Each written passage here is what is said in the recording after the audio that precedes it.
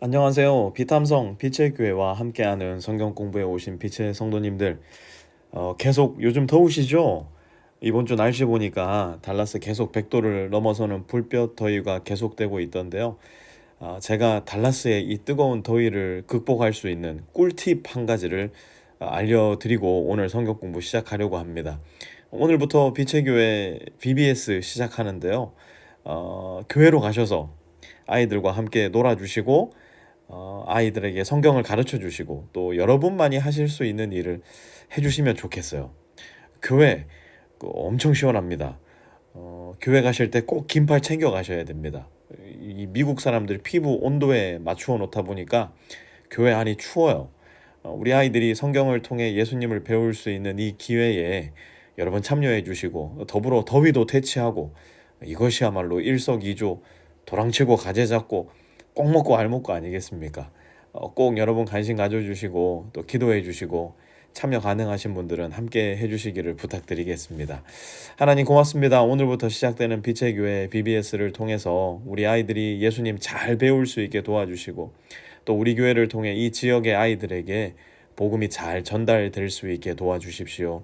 우리 전도사님들과 교사들, 발런티어들, 크루 리더들에게 사랑과 지혜를 그득히 부어주셔서 우리를 통해서 좋으신 주님의 모습이 우리 모든 아이들에게 분명히 보여지게 하여 주십시오. 예수님의 이름으로 기도합니다. 아멘.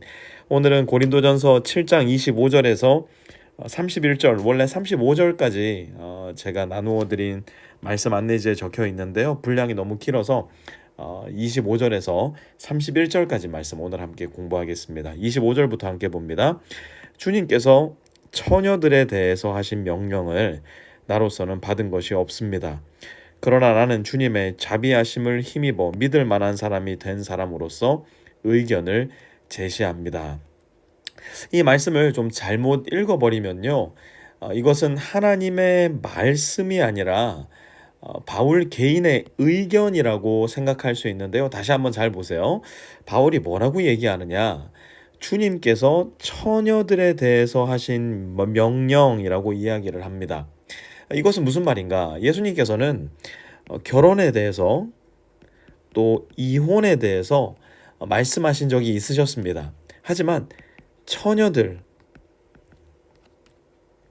곧 고린도전서에서 이야기하는 처녀들은 제가 화요일인가요? 말씀드렸던 것처럼 아버지끼리 협약 상태에서 소위 말해 계약 결혼, 마치 우리 조선시대 때 집안들끼리 미리 어려서부터 결혼을 하기로 약속을 해놓은 그런 것 있지 않습니까? 이런 부분에 대해서 이런 사람들이 결혼을 해야 되냐 말아야 되냐에 대해서는 예수님께서 말씀하신 적이 없다는 겁니다. 이제 바울은 성령의 영감으로서 주님께서 구체적으로 가르쳐주지 않으셨던, 그러나 여전히 너무나 중요한 인간 삶의 한 영역을 다루고 가르쳐 주겠다는 거예요. 그것이 무엇이냐? 26절 보세요. 지금 닥쳐오는 재난 때문에 사람이 현재 상태대로 살아가는 것이 좋다고 나는 생각합니다. 바울이 고린도 교회에 편지를 보낼 때 바울이 무슨 이야기를 하느냐? 지금 닥쳐오는 재난에 대한 이야기를 합니다. 그렇다면 고린도 교회 성도들이 살아가던 그 당시에 바울이 이야기하고 있는 지금 닥쳐오는 이 재난은 어떤 재난이었을까? 우리는 크게 세 가지로 이 재난을 추측해 볼 수 있는데요. 첫 번째 재난은 무엇이냐? 주님께서 다시 오실 날 닥쳐올 대환란을 생각해 볼 수 있습니다. The Great Tribulation. 주님께서 예언하셨던 것처럼 예수님이 재림하실 그때에 닥쳐올 7년 동안의 대환란. 두 번째는 로마 제국이 그리스도인들을 향해서 가했던 종교적 박해입니다. 세 번째는 조금 웃긴 이야기이기도 한데요. 일반적인 결혼 생활 가운데 누구나 겪게 될, 대부분의 가정이 겪는 재난과도 같은 부부 사이의 어려움, 그리고 부모와 자녀 간에 겪는 어려움이 될 거예요. 실제로 로마 제국 전역에서 그리스도인들을 향한 대대적인 박해가 가해졌다는 점.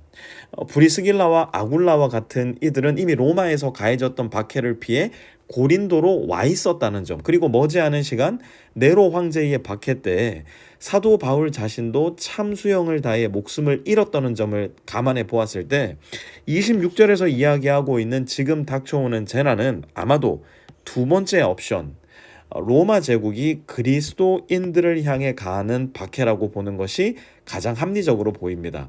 바로 이러한 시기에 있었기 때문에 바울이 말하는 거예요. 사람이 현재 상태대로 살아가는 것이 좋다고 나는 생각합니다. 하지만 다 그런 것은 아니었어요. 27절과 28절 한번 볼게요. 아내에게 매였으면 그에게서 벗어나려고 하지 마십시오. 아내에게서 놓였으면 아내를 얻으려고 하지 마십시오. 그러나 결혼한다고 할지라도 죄를 짓는 것이 아닙니다. 그리고 처녀가 결혼을 하더라도 죄를 짓는 것이 아닙니다. 그러나 그들이 살림살이로 몸이 고달플 것이므로 내가 아껴서 말해주는 것입니다. 한번 이렇게 생각해 보세요. 여러분 6.25 전쟁을 한번 생각해 보세요.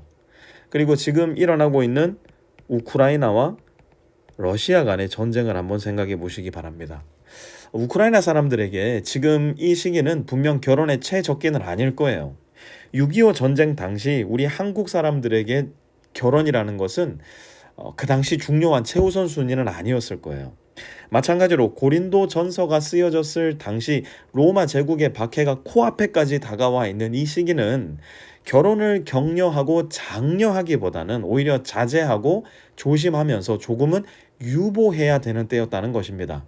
특별히 예수님을 신앙하는 사람들에게 그들의 믿음을 지키는 것은 곧 죽음을 각오해야 한다는 말과도 같은 것이었기 때문에 그러한 생사의 한가운데 결혼을 생각하는 것은 조금 유보하는 것이 믿음의 수준 이런 것을 운운하기보다는 상식의 수준에서 생각해 볼 수 있는 그런 것이었다고 우리는 생각해 볼 수 있을 겁니다. 그렇다면 이러한 박해의 때에, 이러한 마지막 때에 바울은 고린도 성도들이 또한 오늘을 살아가는 우리들이 무엇을 마음에 간직하며 살아야 한다 말하는가? 29절에서 31절까지 한번 보시죠.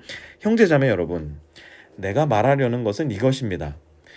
때가 얼마 남지 않았으니 이제부터는 안에 있는 사람은 없는 사람처럼 하고 우는 사람은 울지 않는 사람처럼 하고 기쁜 사람은 기쁘지 않은 사람처럼 하고 무엇을 산 사람은 그것을 가지고 있지 않은 사람처럼 하고 세상을 이용하는 사람은 그렇게 하지 않는 사람처럼 하도록 하십시오. 이 세상의 형체는 사라집니다. 여러분 한번 잘 보세요. 오늘 말씀의 핵심은 여기에 있어요. 한번 따라해 보시기 바랍니다. 때가 얼마 남지 않았으니 뭐라고요? 때가 얼마 남지 않았으니 지금 여기에서 얘기하는 이 때는 어떤 때를 이야기하는 것일까요? 바울은 그의 복음 전도 사역 기간 내내 임박한 주님의 다시 오심에 대한 긴박성 속에 살았습니다. 당장 오늘 밤에라도 주님 다시 오실 수 있음을 그는 늘 생각하고 기도하며 기억하는 가운데 살았어요. 1세기를 살았던 바울이 이러한 임박한 마음을 가지고 살았다면 그로부터 20세기가 지난 21세기의 크리스천인 저와 여러분들은 도대체 얼마나 더 긴박성 속에서 살아야 할지 더 말하지 않아도 당연한 일일 겁니다. 29절에서 31절까지 구체적인 내용은 주일날 설교를 통해 좀 더 구체적으로 다루도록 하고요. 여러분 다시 한번 잘 기억하세요.